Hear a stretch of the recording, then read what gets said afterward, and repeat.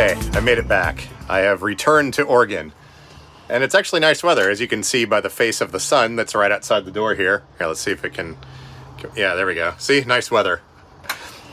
Anyways, I randomly decided, as you may have noticed by a recent video, to just drive to northern Idaho and visit with a friend for about a week or so, which was actually a good thing. It was a nice little reset / vacation or whatever. But today we're going to be working on the blue van a little bit, and there's a few other clips from the last week or so. I'm doing some other stuff on this van, and oh, then we're also going to talk about the healthcare and how weird it is. I'm still trying to get in to see the doctors to consult with a couple of surgeries and stuff that I need. Everything's frustrating with that, but the brain fog is real right now. I'm still having some issues with the dysreflexia, managing okay, taking it easy, as it were, in a way that's not triggering that too much. But yeah, here's some random chaos as per usual. By the way, some parts of this video get a little bit rambly, but I'm intentionally leaving them in just because, well, I could trim everything that I post to make it seem awesome and flowery, but we all have our bad days and move really slowly at times. So anyways, we'll just consider this sort of a day or week or 2 weeks in the life or whatever. Yeah, a little bit of a slower speed or slower paced video. There's a bunch of repair videos I want to make, but I got to get this other medical stuff sorted out first. So anyways, here we go.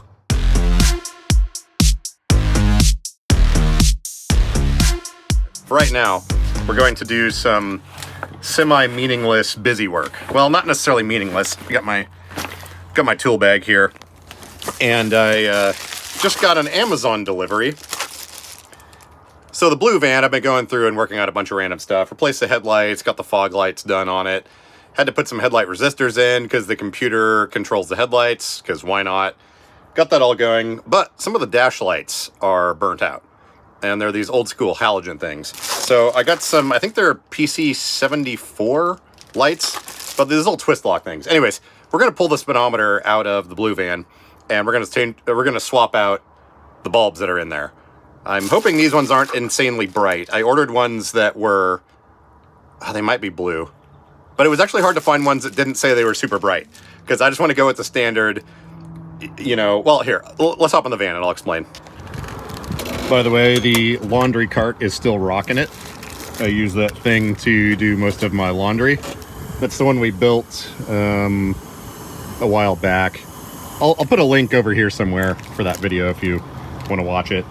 Let's see, remember how to operate the lift. Oh yeah, the lift is working great. I think I have another clip that I filmed about that, so I might mention that or put that clip in here. But yeah, so we got new LED headlights in this thing. Got fog lights. I do need to replace these housings though. They're starting to get a little bit fogged up. I thought about just polishing the outside because I've done that before, but a lot of this haze is on the inside. And when I had my old, I think it was a 2001 Expedition, I replaced the headlight housings on that. They were, well, for the pair of them shipped, it was $24 for the left and right one, and they came with bulbs. On this van, for whatever reason, they're $128 each. So, yeah, anyways. Okay, so what was I babbling about a minute ago? Here we have our gauge cluster on this thing, and just because of the camera, it makes the numbers scan a little bit. But when you turn on the key, you've got a display here and a display here. You've got backlights behind all the gauges that are just regular incandescent bulbs. And what I was trying to do was find LED replacements. Actually, let me open this. What I've found though is anytime you try to find replacement bulbs that are LED, they always say, oh, super bright, 5,000 lumens, this and that, whatever. I didn't want that because the brightness of these, it uses this dimmer switch here, and the vacuum fluorescent displays there are tied in on the same dimmer circuit. So if you put super bright LEDs in there, you're gonna have to turn it down so much to avoid blinding yourself with the gauges that you won't be able to read those. So I found these guys. These are pretty cool. They're just like normal LEDs, but they, I guess we'll take one out of the package. These are somewhat normal LEDs, but they have this little concave lens on the front.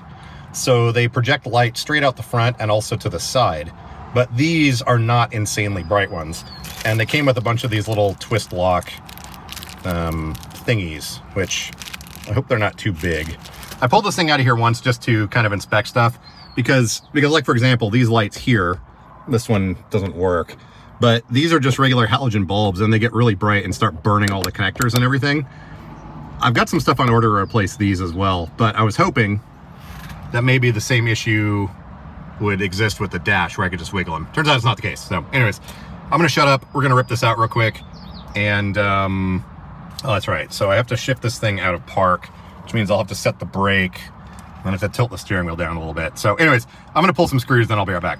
Oh, and also before I do that, I kind of forgot, hot glue is not the preferred method for fixing your dashboard because it gets all soft in the sun.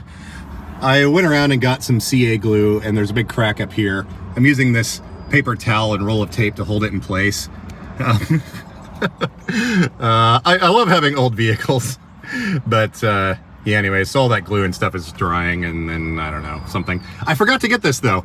We went to the wrecking yard when I was in Idaho, and the main reason we went there was to get some replacement seatbelts. Oh, that's where the umbrella went. But I needed to get some replacement seatbelts for back here. Notice they're a different color. There was only one on this side and nothing over here. So we found another van and it was like 10 bucks to get those. And it turns out they mount to the seats. But while I was there, I forgot to get this piece. So anyways, next time I'm at a wrecking yard, I guess we might deal with it. But anyways, back to the gauge cluster. I was just gonna say something incredibly relevant, but I can't remember what it was. There's a couple of screws. Oh, that's a little blurry. A couple of screws up here we can take out. As I'm trying to remember what I was going to say. I guess we'll just put those up there. I can't remember. Oh, that was it. So I'm still very much having issues with the autonomic dysreflexia. So I'm just trying to, let me just kind of grip and rip this. There we go. So I'm trying to take it easy still. Anyways, I'll talk more about that later. I'll be right back. Apparently I lost some of the screws. There was only two holding it in. There's one down there, up here, down there, and up here. Apparently I lost those last time I took it out. But the only thing that's annoying is they have the gear shifter down here. You have to have the ignition on, which means this whole thing is powered up. Okay, we just got the little clip out of there. There goes the screwdriver. It is kind of nice with this van. There's no speedometer cables. There's just one harness that comes out. So it makes it fairly easy. So basically we have all these little twist lock things here, which typically you need pliers for. And you just sort of grip them, twist them, pull them out, and then there's your little bulbs. So let's take a look at the new ones and see if they're gonna fit in here. I didn't see if there was polarity on these or not, but there's the new one. Here's the old one. It looks like they stick in there a little bit further, and then also this piece is a little bit bigger. I don't know if it's gonna interfere with anything down in there. I guess though, I will just replace all of these and then see if we need to switch our polarity. I think these ones are actually blue, which I don't know, I'm not a huge fan of, but the gauges themselves sort of have a green filter on them. So I don't know what it's gonna wind up looking like, but I couldn't find any of the low power ones that weren't blue. So anyways, I'm gonna swap all these out real quick and then we'll plug it in and test it. Okay, got them all swapped here. I'm just getting them clipped in place now. Yeah, these LEDs, they don't have like a circuit board or anything on them. So I have no idea what's gonna work with the polarity here, but worst case scenario, all you gotta do after you power it up and they're not working is pop these out, rotate them 180 degrees and put them back in. So yeah, let's plug it in and see what we get. Okay, it's kind of in there. Yep, they are definitely blue. A little hard to see in the daylight, but so the miles per hour one is working. Looks like our temperature gauge is working. Part of the speedometer is, can't tell if our fuel gauge is or not. Let's see here. I don't think that one's working. That one is not. This one is. So So I might need to reverse a few. So I think top middle of the RPM gauge and then the fuel gauge.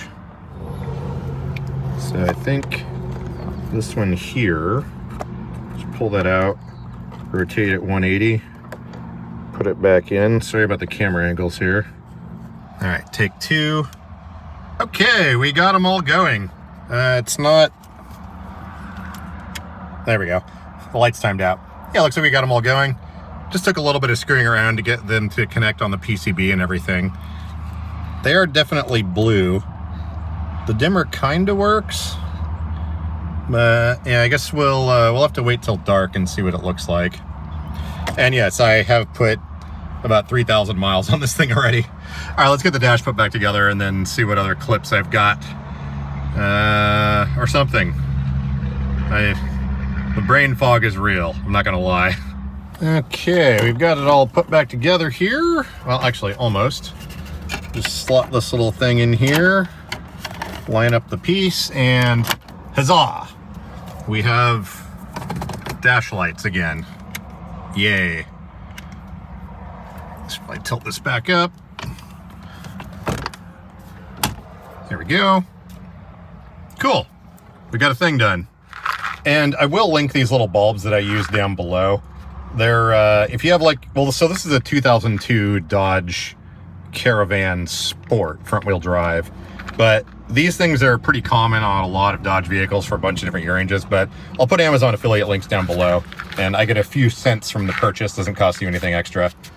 Oh yeah, so it's not going to be for another few days, probably won't be in this video, but I've got some LED, a method to convert these to LED, which actually I just remembered. I think I forgot to buy the bulbs. Anyways, you have to buy some bulb holders and then some LEDs and put them all together, because the ones that are in here are a Mopar / Dodge part that you can't buy anywhere except for them, and the bulbs are not removable from the bases. And actually, I'm not good at sensing temperature, but that thing is hot. So it'd be nice to get some LEDs in there. Okay, now that we've got that done, I feel a little bit better about, I don't know. I like getting older vehicles that need a few things fixed here and there. Like, I mean, the green van was great until it wasn't, but it was almost too reliable. I like having a second vehicle that requires a little bit of work and stuff. But anyways, let's go ahead and play the clips from a few days ago. I think it's before I went to Idaho, but bumblebees. Go away. I think the camera picked that up. But anyways, I just kind of explained the process. I don't know if it's because of, like, I don't know. I think the worldwide weirdness kind of screwed up everything as far as getting doctor appointments and all that. But anyways, here's where we're at so far. And then we'll come back and I've got some more updates from today. I'll spend a little more time on the phone.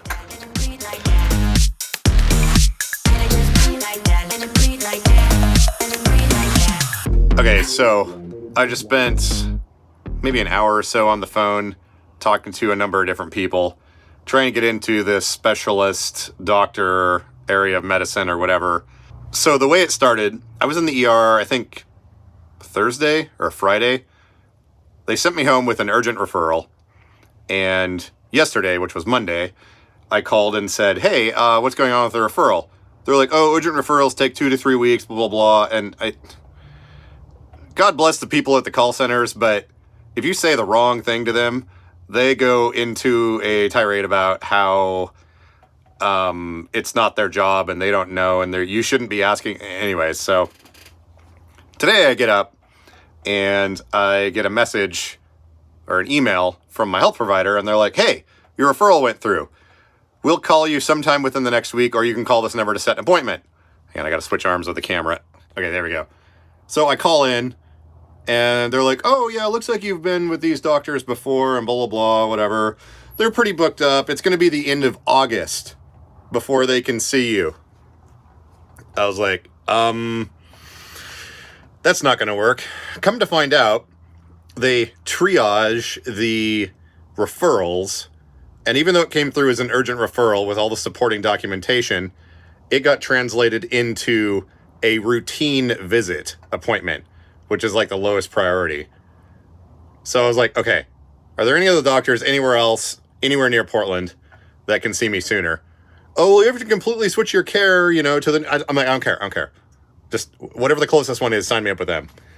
So end of next month, about 38 days from now was the closest appointment they could get.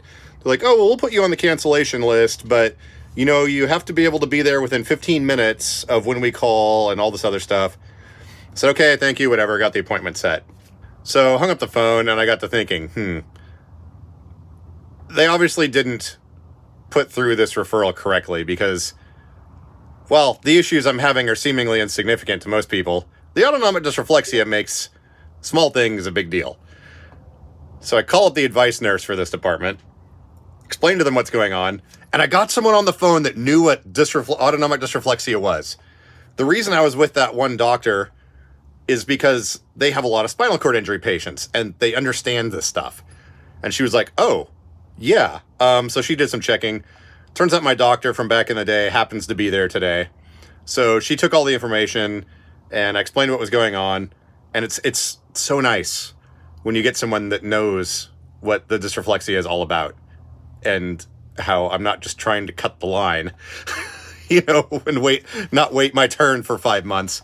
Anyways, short version, my arms get, long story short, they're going to call me back later today or early tomorrow morning after they've spoken with the provider or the doctor and see what they can do about getting me in sooner. They had a couple of helpful suggestions in the meanwhile. But yeah, sometimes you got to stay persistent, not rude or angry, but just persistent. And I'm pretty good with the social engineering aspect of things. Sometimes I feel like I'm manipulating people, like super friendly, like, oh, hey, how's your day going? You know, you staying busy and blah, blah, blah. Just, you know, generic stuff, but got to do what you got to do. So anyways, I'll find out here, hopefully in the next few hours, if they can see me sooner. Yay.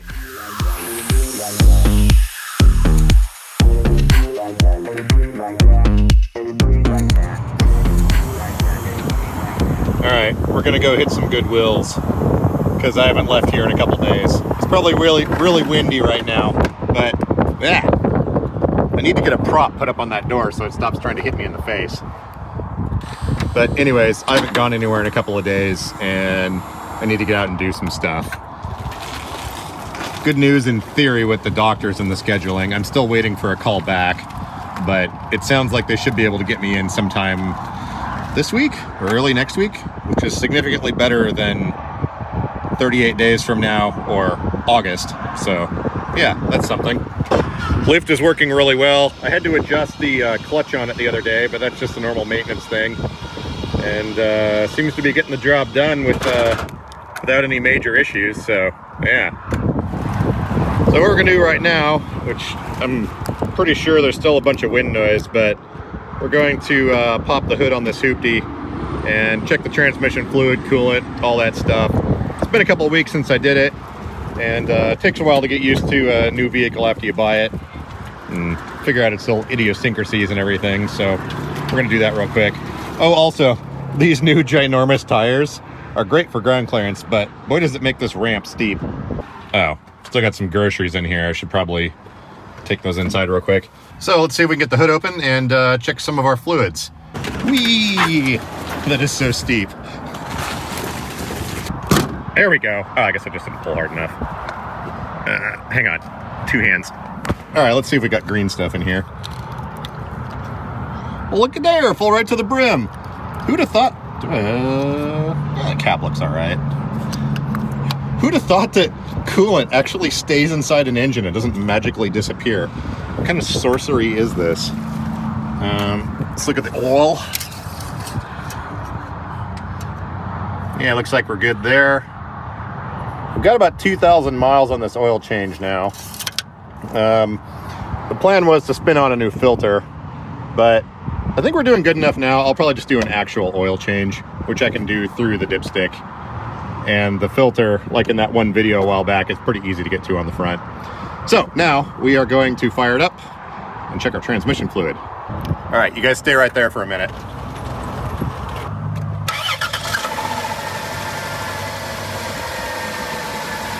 Okay, and since these transmissions don't have lubrication or cooling in part, I cycled it through the gears real quick. Let's see here.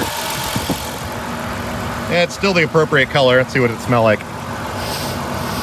Yeah, it smells like transmission fluid.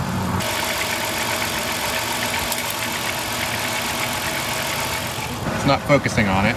Focus. Focus. Okay, well, it's not focusing, but we're good. We're at full cold.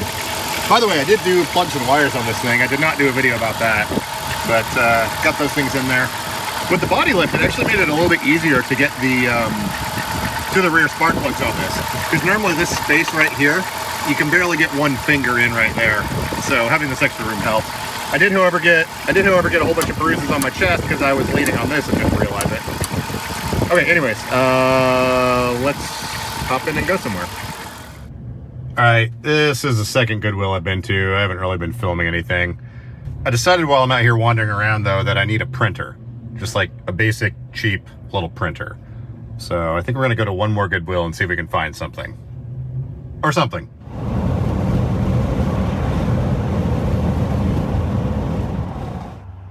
Okay, I did go to 3 Goodwills. I decided not to buy anything. Turns out even shopping at Goodwill is triggering the dysreflexia because I have to like lean over and hold up my arms and do things. So, haven't heard back from the scheduling people yet today. Quiet you. Sony head units and they're beeping. So, yeah, I'm assuming I'll hear back tomorrow, hopefully. If not, I will call them, but, time for dinner. What do I want to have? I don't know. I just went shopping. I got a bunch of stuff.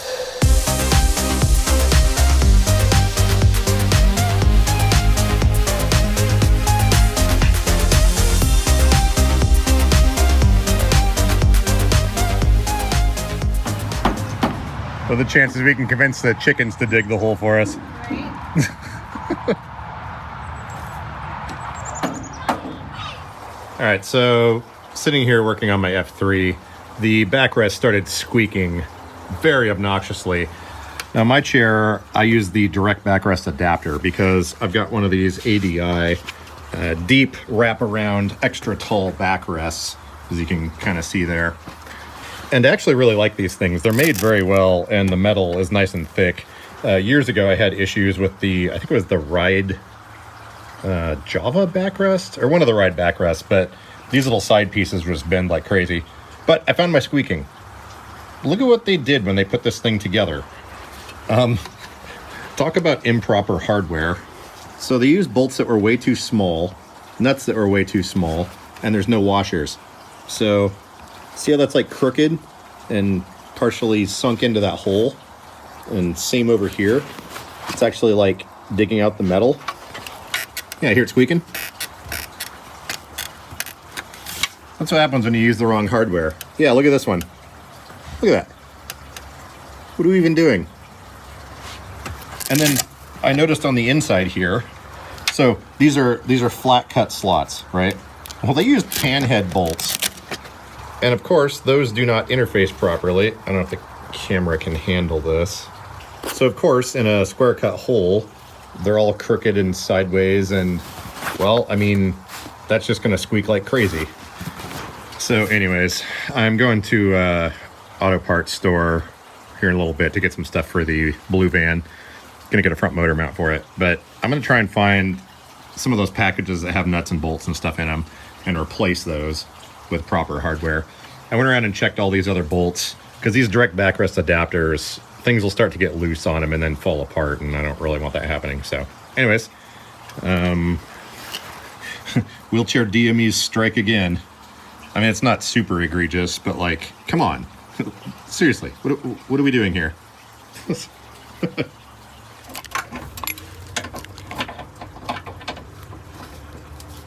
Yeah, I think it just mostly keeps the torsion from tweaking the hydraulic mounts on each end of the engine. Okay.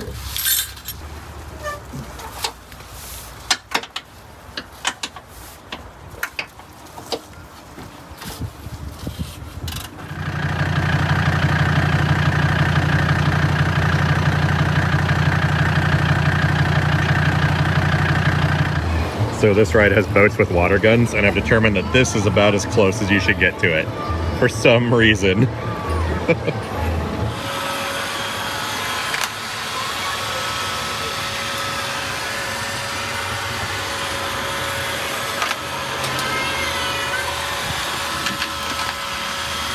Apparently they know how to do sunsets around here. Holy crap. I was looking through the strip in the top of the window, see how it's not orange? Now it is. Until we pulled off at this rest area, I didn't quite realize what was going on there. Holy crap. That's insane.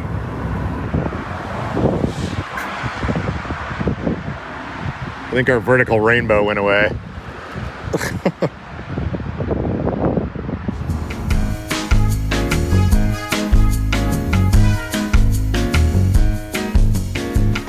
Oh man, I feel like complete garbage.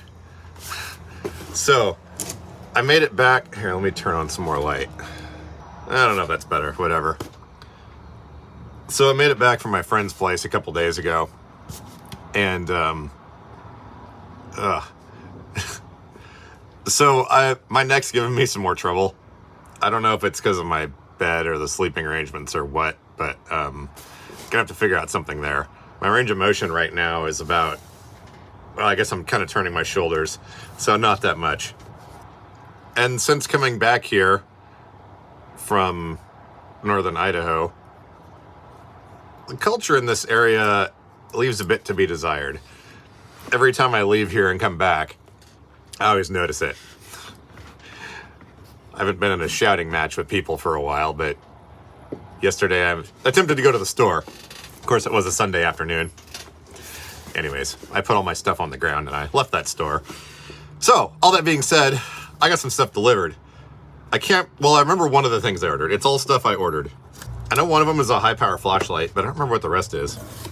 So we're just gonna look through here real quick. I don't even know what I'm looking at right now. Oh! Okay. So for the new van, I got some LED fog lamps. I was debating getting the bright yellow ones for the fog lights, because on this Caravan, it's got some lights that are really low to the ground. From the past, I had, what kind of vehicle was it? Oh, it was an older Mercedes that was imported. But anyways, it had bright yellow fog lights, and they worked really good. Now, where I'm at, there's a lot of fog and inclement weather and stuff, so also a lot of driving in the middle of nowhere with no one else around. So I'm not going to be that weirdo in a WRX with, 10,000 lumen headlight bulbs and giant yellow lights blasting all the time, but this is more of a pragmatic thing. And I believe this is, get out of here, box. I believe this is the CAN bus decoders, aka capacitors, I don't know, whatever. So around the late 90s, early to mid 2000s, Dodge trucks and vans and static electricity had problems when you installed LED headlights on them. And on my van, I hooked up my new LED headlights that I got a few weeks ago. Everything seemed fine. I was in a parking lot, parked in front of a building, because that's normally how I aim the headlights. I park in front of a building, you can see the light beams. Oh, ow. And you can see the light beams, and then you can adjust your headlights accordingly. So I got the regular beams all adjusted, then I flicked on the high beams. The van was sitting there idling, and I kicked on the high beams. The transmission clunked, the whole dash turned off, and the engine stumbled for a second, and then the headlights started flashing. As it turns out, when you install non-halogen lamps in these older Dodge vehicles, they freak out. So I got these. These are technically CAN bus decoders. I shouldn't lift up both my arms at the same time. These are technically CAN bus decoders, but they have some filtering and capacitors. Maybe I should let's just take the screws off one of these. Anyways, I bought these. These fix the problem. For whatever reason, Dodge decided, in their infinite wisdom, that, among other things, like the alternator, they control a bunch of stuff with the engine computer that they don't need to, including the lights. And like I mentioned earlier, the alternator regulator, because alternators never go bad and blow out the regulators. Anyways, oh, let me get the best screwdriver in the world that someone sent me. I'm gonna have to turn around. Usually I just look behind me when I'm backing up, but I can't do that right now. Ow. Now I know where the term pain in the neck comes from. So I'm going to take these screws out of here real quick. Like I said, these things claim to be CAN bus decoders, which I don't need because they didn't have CAN bus on Dodge vehicles until like 2007. But all the other parts in here should, in theory, do something. Everyone on the internet says these are the things to buy. I would like to be able to use my high beams again. Okay, here goes the last screw. Oh, it's metal. Nice. Ah, okay, cool. So we've got a couple of, what do those look like? 1 or 2 or 3 watt resistors or something. And capacitor in there. I don't know if there's actually any circuitry in these things. You never know. They were kind of expensive. I mean, for, let's put this lid back on the right way. I think these were $29 for a pair. Well, actually, these cost more than the headlight bulbs themselves. So sometimes I based the quality of electronics on how much they cost, which isn't necessarily always a good way to do it. But anyways, probably won't be installing these today unless my neck magically heals itself. You just plug the vehicle harness in here, or no. Yeah, you plug the vehicle harness into, I don't know, one of these. Harness goes into one, lights go in the other, so good to have these. This next box, I think, is the one I'm excited for. I keep finding myself in situations where I have to look around in dark areas and illuminate people's eyeballs in the middle of the night and tell them to get lost. Aha. Here we have this thing. This is one of those deals that claims, actually here, let me pull up the specs on this real quick. I think this would be a good excuse for me to get my shower and plumbing installed in here, because usually, mouse pad's stuck. There we go. Because usually when my neck gets sore like this, I just sit in the shower for a while and stretch out my muscles. Okay, so this is the XHP 99 rechargeable flashlights. How many zeros?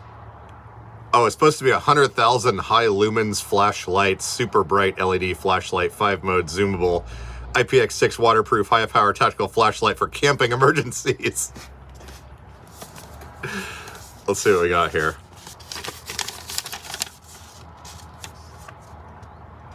Can I read right now? Come on, eyes, focus. Switch on off. Blah, blah, blah. Warning, don't point the flashlight in others' eyes directly. Okay, that's probably a good thing. Supposedly the mode button changes color depending on how good the battery is. This is nowhere near as bright as it advertised. In fact, I might actually return this. I'm going to charge the battery to make sure, but like in here right now, ow. This should be creating a spot on the ceiling that the camera can't even handle, even zoomed out all the way. So like I said, I knew it wasn't going to be 100,000 lumens, but this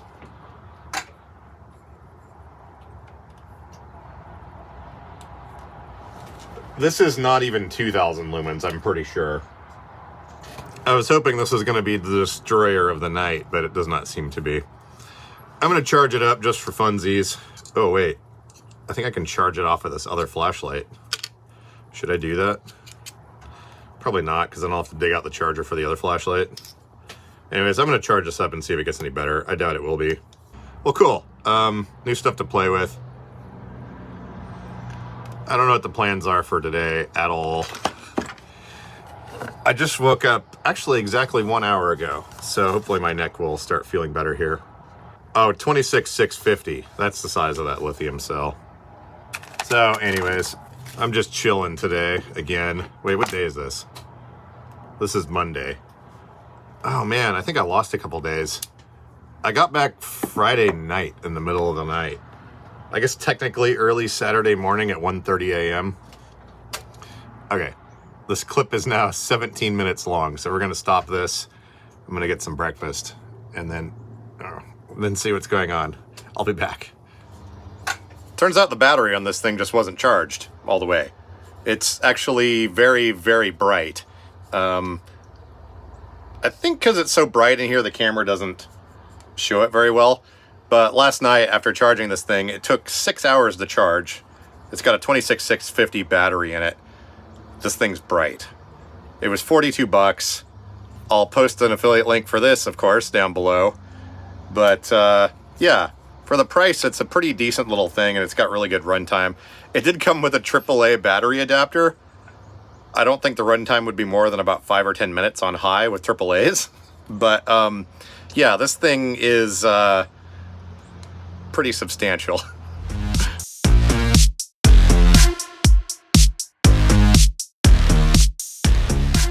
Okay, back to present day. Sum this up real quick. So yesterday was Memorial Day, which holiday and all that. Doctor's offices are not open. So I called today trying to see if I could get my appointment so we can schedule an appointment closer because they wanted to talk to me on the phone. Anyways, it's a mess. I've got to wait till the end of this month before I can go in to see anyone. With the little mini vacation and being relaxed from that and kind of a little reset, the week I was out in Idaho, I kind of figured out some meds to get things sorted out. So doing pretty good. I know some parts of this video I seem pretty lethargic and dead, but doing pretty good right now. And I'm just gonna have to wait it out. I called today and like, they said longer than average hold time. After about 45 minutes, it said press 1 to leave a message. So I press 1 to leave a message, and it's like, sorry, we're really busy right now, which means we're not answering phone messages or blah, blah, blah. I've put forth as much effort as I'm going to. I feel like I've got the dysreflexia under control enough now that I can wait another, let's see, what's the date today? Another 22 days to go in. So anyhow, thanks for hanging out today. A little bit of a longer rambly video, but you know, that's kind of what I do here sometimes, is just show how life actually is. The good, the bad, the annoying, whatever. But I did manage to get those resistor things installed in the headlights on the van, got the fog lights in there. I think I have a picture of that. Did manage to get the headlights re-aimed last night. I found an abandoned stretch of road I was able to park in the middle of and get them tuned perfectly so they're not blasting into everyone's eyeballs. But anyways, yeah, there you go. So we're gonna do the live stream on Thursday. This week's pretty busy. Got some exciting stuff going on. There's a press conference, I guess, for right to repair stuff in Colorado. I guess I'm going to be participating in that. Then I've got another interview for some sort of repair stuff going on. So it's pretty cool that the right to repair stuff is starting to kick off here. Hopefully it sends some shockwaves throughout the DME industry and rearranges things such that they should go away, bug. Rearranges things such that they start to realize, oh, hey, maybe we need to be good at our jobs. Maybe we have to have good customer service because suddenly we're going to get some competition. But anyways, as I can get to it, I got a list of 3 different repair videos I'm going to be filming. I apologize. The second I mention things like the shop class video about buying used wheelchairs and used parts, the second I mention that, I end up in the ER and all this stuff happens. So it'll happen when it happens. Until then, not saying they're bad, but we'll probably just do more of these vlog type videos and, you know, the usual live streams. And nice weather, so maybe more trail runs here soon. But yeah, again, it helps me out a lot being able to just have a constant thing where I make videos and share what's going on. And if nothing else, I think other people realize, like, hey, you're not alone in all this. And, you know, this life of being in a wheelchair is not the end of the world. It's definitely not always pleasant, but, you know, hey, we can all be in the same weird, rusty boat together, I guess. Anyways, time for lunch. I'm saying words and I'm not really paying attention to what I'm saying. So I'll catch you guys Thursday, if not sooner. And yeah, thanks for watching.